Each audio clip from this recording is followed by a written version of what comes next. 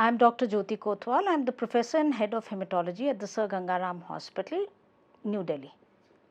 Yeah, hematology requires good quality and rapid diagnosis because the patient sometimes presents with a low hemoglobin or a low TLC or some infection, and if there is not rapid and accurate diagnosis, then the patient keeps on moving from pillar to post.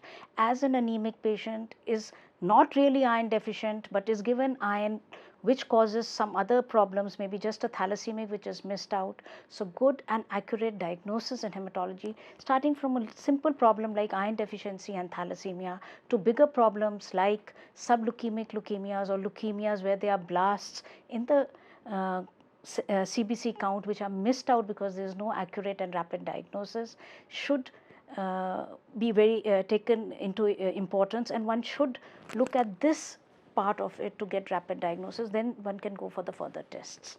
The current trend, hematology is becoming a subject now. There is DM and DNB in hematopathology as well as clinical hematology, and the DNB is a composite hematology teaching for both MD pathologies and MD medicines where they learn complete hematology. So it is coming up, though there are very few seats all over the country, but in totality when MD pathology students are taught pathology, hematology is not given importance. Every marrow is just a cellular reactive bone marrow, every CBC is just whatever the machine gives out. So that quality and that understanding of the subject needs to be put in more into the medical curriculum so that they can come up in hematology rather than just coming with hematology when they are doing the super specialty training.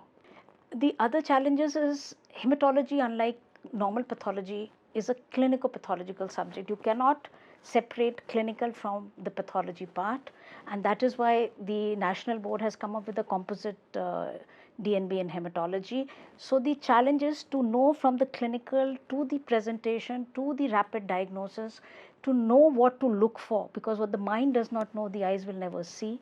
And now with the newer cell counters which have come up with fluorescent based technology, which is combining a cell counter with a flow cytometer, which we know is a very expensive technology available only in super specialty centers.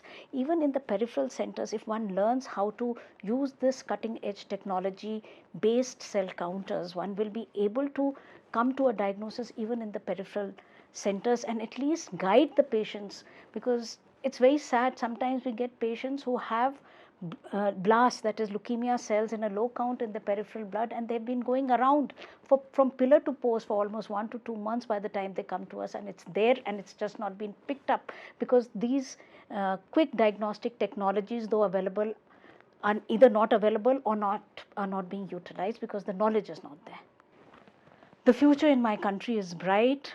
I see a lot of work going on to improve the healthcare facilities in the country and to improve the knowledge and the kind of conferences, the kind of interaction we have.